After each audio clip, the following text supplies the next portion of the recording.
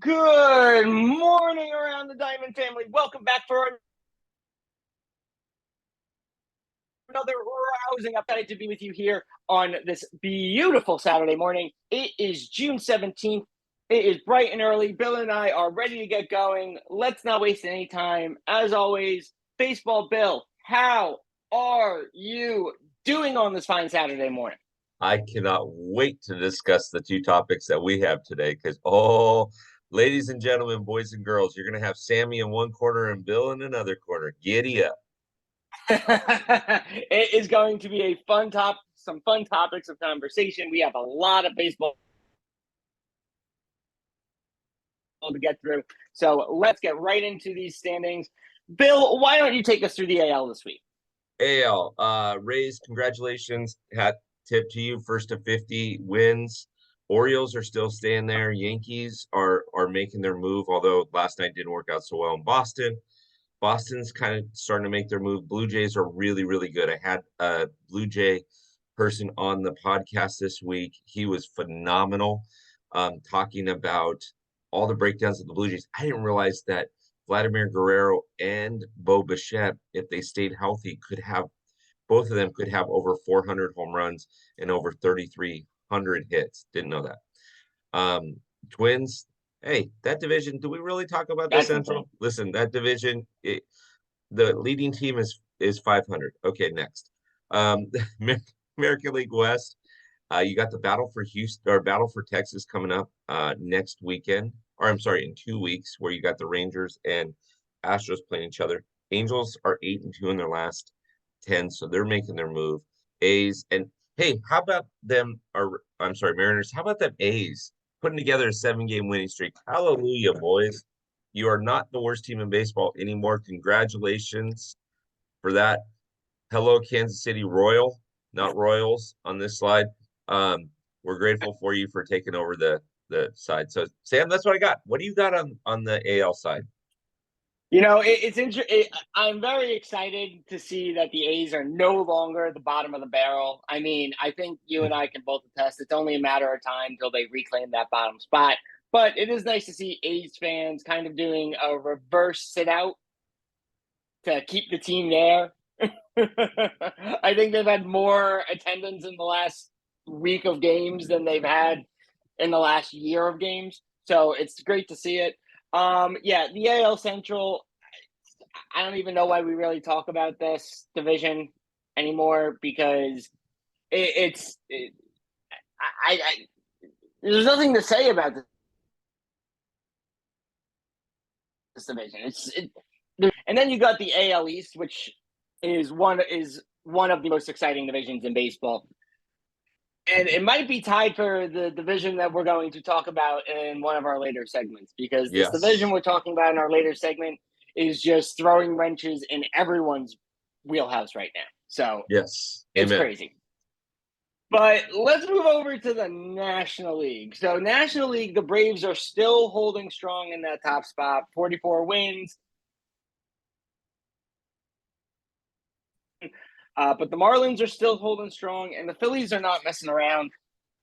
The Phillies are starting to put some stuff together, and really, they got 8-2 in their last 10. But the Mets got to figure out what's going on there. Moving over to the Central, again, we're running into another situation. Do we even talk about this division?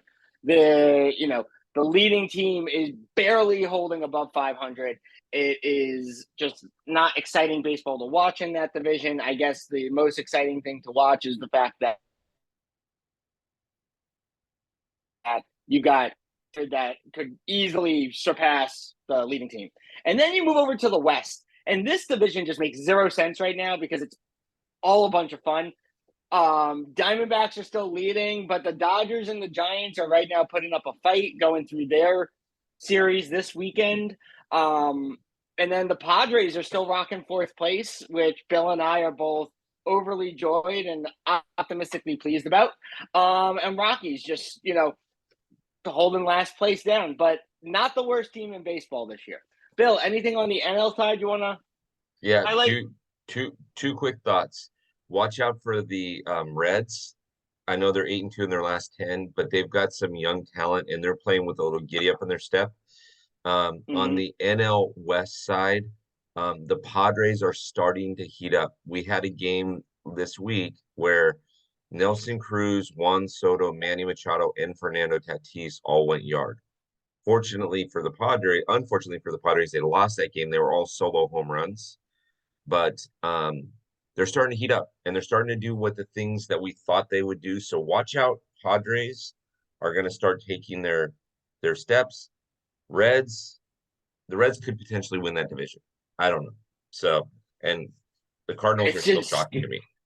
So, yeah, the scary thing about the Central is you're right. I think the Reds, after bringing up their rookie, they've got some fire in them, and they are just soaring to the top of the leaderboard in the NL Central. So, but again, it's still not exciting enough to watch the NL Central on a regular yeah, basis. That's just correct. me. I'll hold my own opinion to myself. Looking at some of these stats, Bill, why don't you take us through the hitters this week? I know you normally love the pitchers, but why don't you take us through the hitters? Okay, so Luis dropped to under 400, which, hey, listen, this far into the season, that's impressive. Acuna is doing Acuna. Freddie Freeman, that batting average is very deceiving because he went 0 for 12 in a series and had the walk-off hit 2 nights ago. And so uniquely that he went 0 for 12 and his batting average is still that high. Bo Bichette is somebody we're going to talk about for a long time. Nick Castellanos is making his turn. Rafael Devers, obviously we have a good idea of who he is. Yordan Alvarez is out for 4 weeks, so we're not going to see him much more on this leaderboard. Marcus Simeon's making his play, and can you say enough about Ohtani? I mean, this guy throws 6 innings the other day and has a home run in the game. So, welcome to Babe Ruth land. Yeah, Ohtani is gonna do Ohtani things, and I think it was just a matter of time until he put it together. I think you and I can both agree to that. And as we talk about putting it together, let's move over to the pitching side. Ohtani is doing Ohtani things in the strikeout leaderboard. 105 strikeouts, but Spencer Dash Strider still holding that leaderboard strong with 127, and Gausman is really highlighting in that pitching landscape up there in Toronto with 121. But then as we move over to the leaders, Shane McClanahan is most likely going to be the AL Cy Young Award winner this year, unless some drastic turn of events happens. And, what we've seen with pitchers religiously this entire season, hopefully that doesn't happen to Shane, but we don't know what's going to happen. That's the great thing about baseball. But then, you're looking at this Texas, who's, I believe, leading in Texas, who's leading in their conference. And especially after losing DeGrom, having Nathan still holding that leaderboard for them is good.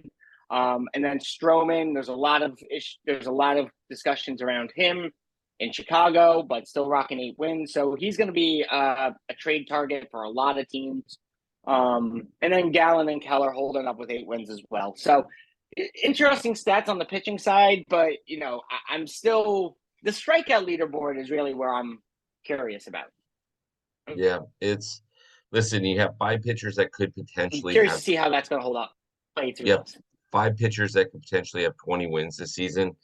And as long as these guys stay healthy, I mean, Spencer Stash Strider could potentially have 300 strikeouts this season. I mean, Easily. We're not even at the halfway point. You can easily have 150 strikeouts by All-Star break. No question. Yep. So let's get into our fun statistics. We have gone up close to 200 stolen bases in a week. Yep. What else? The leaderboard did not change one little bit. First is still first, fifth is still fifth. Bill, anything on these stolen bases that you want to talk about? Nope. People are still moving, and it's going to be great to see. We're going to come close to 4,000 stolen bases this season. It's going to be insane. Yeah, Love it. Love it.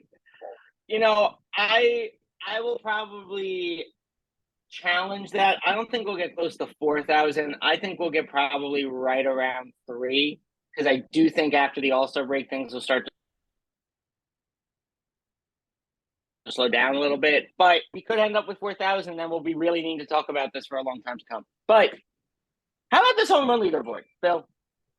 Yeah, yeah. I mean, obviously Alonso stays where Alonso is, but Shohei comes up. Aaron Judge, again, that's a little deceiving because Aaron Judge is out until, probably the 7th, maybe the All-Star break. And Matt Olson coming up. So, I mean, you're seeing home runs get hit like crazy, crazy. So I love it. Mm-hmm. Love it, love it, love it, love it. What's shocking on this is that last week Ohtani wasn't even. I think he was like 7th or 8th on the leaderboard in home runs, and in a week he's tied for first. Yep. So I think it's just a testament to him and really things together to make it all come and put it out there for the team, especially with all the hype around them. But Bill, let's talk about this injury report because this one hurts for some big players. Trevor Story, Robbie Ray, yeah.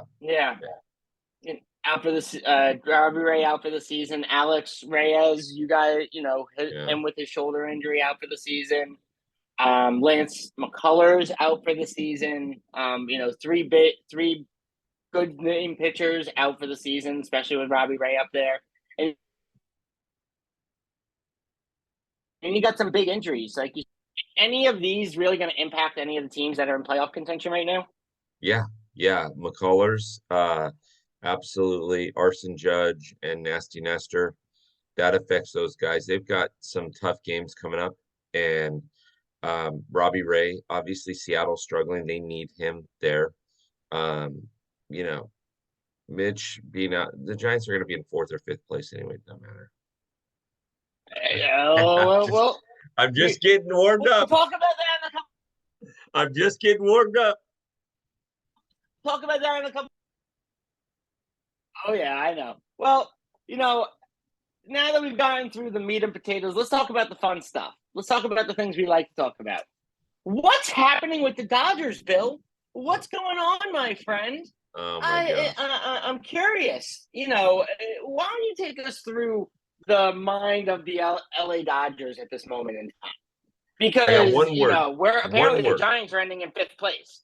One word and one word only. It's not offense. It's not small ball. It's not HRs. The one word is the bullpen. Bullpen. The Dodgers bullpen is some of the worst bullpen arms for some reason that I've seen in years, Sam. I mean, as a Dodger fan, you look at their games and you shake your head and you go, oh crap, I hope he pitches 9 today. It's not the starting pitching. Bobby Miller looks great. Clayton Kershaw had a great outing. Shanahan yesterday had a great outing. Like these pitchers, these starting pitchers are doing great. The bullpen sucks. And unfortunately, in the game that you and I were raised in, that doesn't exist anymore. Right now, we give everybody the participation trophy, pat them on the fanny, and tell them good game if they pitch 5 freaking innings. Like Nolan Ryan is watching the game, I'm sure, and going, oh my gosh, 5 innings? I could have done that with a broken arm. And so, yeah, the Dodgers bullpen sucks. And fortunately for them, they've got a little bit of a lighter schedule after San Francisco. So it's going to be good, but I mean, it's not awesome. It's not awesome, Sammy. It's just not. And yeah. I think I've never seen you. Dodgers may not win the division. Oh no, this not 2 years ago they didn't win the division either. Remember that? Yeah, but that 107 wins. Just throwing that out there. Yeah, but that I'm gonna hold on to that till I'm blue. I'm gonna hold on to that till I'm blue in the freaking face. So I don't want to hear it. Okay, yeah, you're gonna call. Yeah, you're gonna say that that's cheaters. I'm gonna say that a 60 game season, a World Series win isn't a real World Series. But here we go, ladies and gentlemen. This is what we were looking for. Can't always get what we want. So, but you have your players. As you mentioned, the bullpen right now for the Dodgers is not working. There's something that's not happening, and there's some cohesiveness that they're not putting together. when does Dave go in and say, okay, let's clean house, or let's start bringing They have. up young guys and start sending these guys? They have. They're bringing up a lot of young guys. Bobby Miller wasn't slated to come up this year. He's a starting pitcher. He's 3-0. And this guy is the guy that we're going to be talking about on the leaderboard next year if he's healthy. If he stays healthy, next year we're talking leaderboard for that guy in pitching statistics. They've gone to AAA. They've gone to AA to grab guys out.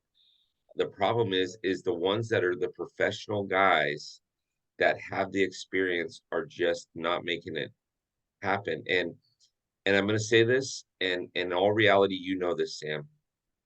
There's no defense against a walk. And I Nope. absolutely hate it. The only time I think a walk is good, is with that stupid ghost runner in the 10th inning. You walk the first guy, now you set up a double play. Yeah. Right. And I mean, yeah. So my follow-up question is, are the Dodgers big buyers for the trade deadline, or do they try to just figure it out? No, they're if there's some relief pitching out there that they can get, they're going to grab it. What do you give up for it? Fungal bats and batting practice balls. We've got some people in the farm that are going to be really, really good. And it might be worth it to make some trade that way. Although we did that with some kid that we thought was going to be good, but we weren't sure. We gave up some kid named Yordan Alvarez. So how's that working out for us? Yeah. So you win some, you lose. You win some, you lose some. Exactly. So what's this lead us to? What's this Dodger conversation lead us to? Oh, well, this Dodger conversation leads us to something that I'm super, super excited to talk about. And that is the craziness that's going on in the Wild Wild West right now. Wild NL West. Woo! The Wild NL West. So for the listening fans out there, I'm going to give you just a bit of context to put this in. At the beginning of this season, the leaderboard was projected to be Padres, Dodgers, Giants, D-backs, Rockies. Correct. That was the projected leaderboard by MLB for the National League West. The Padres were also expected to have 100-plus win. Yep. The current leaderboard League West is the Diamondbacks. The Dodgers are still holding strong in that second place spot. And the Giants are still holding strong in their third place spot, but you got the Padres in fourth and the Rockies holding last. Bill, what is it about this West that has just thrown a huge wrench into the entire gear? It's something that you and I talked about a number of weeks ago. Okay. And that is with the rule changes, the game has got faster. So if you're going to rely on the home run, which the Dodgers do a lot of, now they're starting to run a little bit, but the Dodgers do a lot of, you're going to lose a lot of ball games. You're going to get beat by the Diamondbacks who run an awful lot. The pitcher Corbin Carroll here is perfect. I mean, that kid is amazing, right? And so if you're going to run and you're going to play small ball, you're going to move runners around, get hits, move them around, get them in type scenario, you're going to win a lot of baseball games. The Dodgers and the Padres, now the Padres are starting to run a little bit too, but the Dodgers and the Padres have relied on the long ball. They're not getting there. Yeah. The Giants are kind of a mixture of that. That's why you see the Giants starting to make their move in third place. And heck, if this weekend ends the way that you want it, you'll be tied for second place. The Rockies still haven't figured out how to. I mean, Chris Bryant was going to be their end all be all, right? But he's hurt a lot. And Colorado, nobody wants to pitch in Colorado, right? Because your ERA gets killed in Colorado. So at the end of the day, it's about how you play the game. And so Fernando Tatis and Mookie Betts for the Dodgers Yeah. and Padres, they're going after the long ball right now. Move, start to steal, start to make Yep. your moves. That's why the Giants are winning. So, Yeah. Well, something to consider, just think of it from this perspective. Currently, right now, while the Diamondbacks are in first place, something to keep in mind is looking at the run leaders in the National League West from top to bottom. mhm.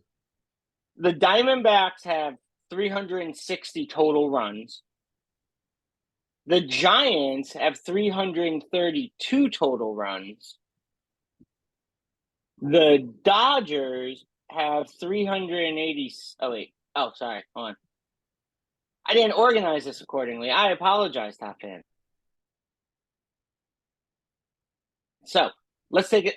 Dodgers actually have the most total runs of any team in the National League West with 386 total runs. The Diamondbacks are right after that with 360. And then the Giants with 332. The Padres with, where are they? 293. So think about this. There's a 40-run differential between fourth place and third place right now. Yep. So what is it that San Diego needs to do to finally start putting themselves into the game? Because they're not going to keep winning if they have that big of a gap in run differential. Unless the teams they play just don't score. So you ask a very, very good question, Sam, and the answer goes back to what we just talked about a second ago about small ball. But in addition to that, these guys need to, and I don't know any of these guys personally, but these guys probably need to put their egos in check a little bit and work as a team.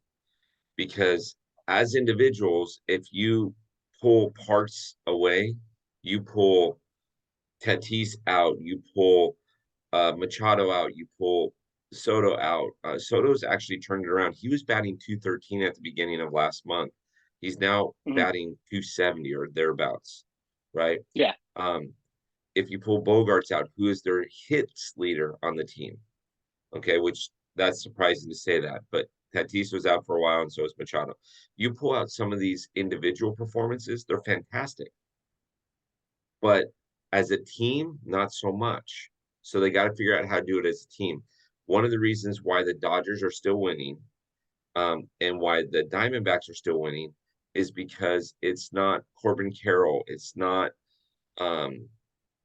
any one player. They're playing as a cohesive unit. If you can Freddie include the Freeman, Giants in that. correct. If Freddie Freeman and Mookie Betts went the opposite directions in their playing styles, the Dodgers would be under 500. They'd finish the season under 500. So, I mean, the Giants are the same way. They're playing as a cohesive unit. That's where the Padres are struggling. Because every night, and now you add Gary Sanchez to the mix, who everybody loves, but that's another superstar guy that everybody's looking at and going, okay. Yeah. And something I didn't note on because I didn't notice it at first. The Rockies have more runs than the Padres. Yeah. So technically, the Padres are the lowest run-earning team in the National League West. The Rockies have 316 total runs. I mean, Okay. so they have 30 runs over the Padres, which is But crazy to think about. But that is very skewed because of where they play. Right. Yes. But I would also say, there are a lot of factors because of where they play, but also they don't have as many power bats. So they have to play more small ball. Whereas you look at a team like the Padres, who've got 5 power bats that should easily, actually, they almost 7 power bats with Cronenworth. That team should easily be at 350 total runs this season right now. Absolutely. So, do the Padres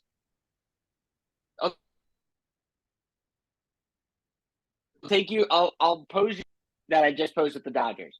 which team in the National League West is the biggest buyer and the biggest seller at the deadline? Biggest seller is the Rockies. Biggest buyer is either the Dodgers or Padres because they're underperforming right now. Right? Everybody, again, you mentioned what MLB thought at the beginning of the season. Padres, Dodgers, Giants, right? Giants are currently sitting exactly where MLB thought they would, but they're playing better and they have a shot for second and first place. So the two underperforming teams right now are the Dodgers and the Padres. Yeah. Now, I would argue with the Giants, Dodgers, and Padres, injuries have killed this season for all three teams. But you know, that's another episode. We'll talk about an entire episode just on that. That'll be a fun one. 100%. 100%. So, Bill, we have a sad schedule this week, but there's some reasoning behind the schedule. Why don't you give the Top Fan and Around the Diamond fan universe reason as to why the schedule is kind of perplexed, as we say? So right now, Monday, there will be a Bills Corner.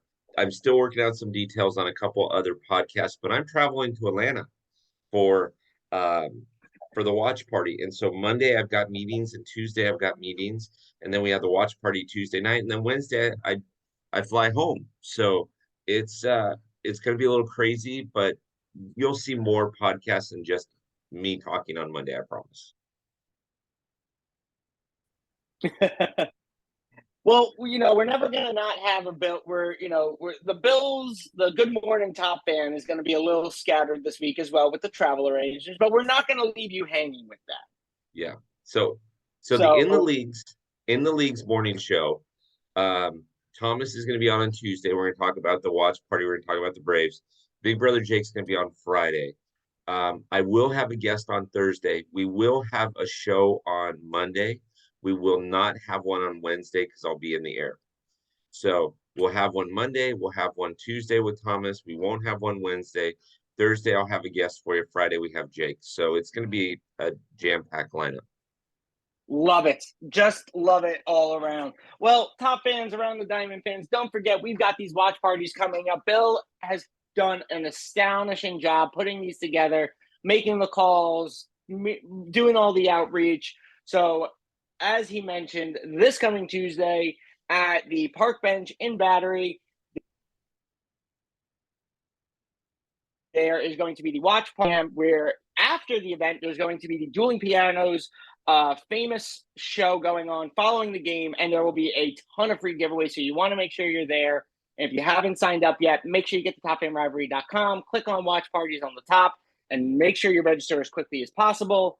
Following this one, though, Bill has another travel week the following week where he's going to be heading out to Houston. And this event is already so big, the venue had to give us a bigger room because we can't contain the fan base that's showing up for Around the Diamond. So June 30th, 6:30 to 10:30 p.m. at the Patterson Park in Houston. Make sure you sign up. Again, topfanrivalry.com. Click on watch parties. Scroll down. Find Houston versus Texas. Click register now. If you don't do it soon, you're going to miss out, and you definitely don't. Also, Bill, talk about the merch. Talk about the merch is awesome. I mean, these things are, I'm getting IMs from people going, how do I order? You go to topfanrivalry.com, you click on the team store, boom. I mean, diamonds are a girl's best friend. Is there a better shirt than that? Sam, Carrie should be walking around with 50 of these shirts on, right?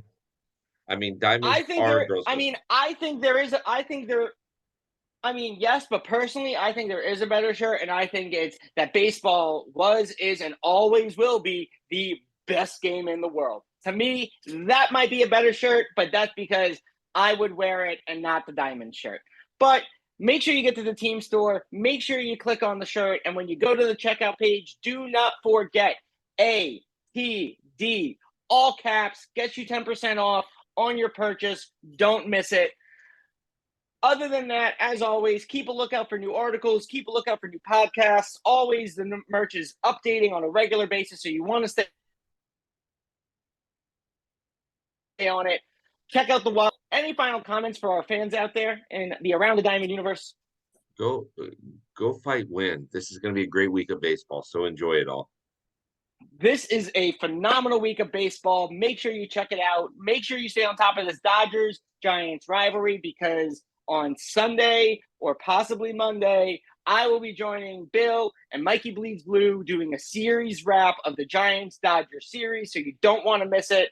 As always, from us to you, we want to thank you, and we will see you on the field next week.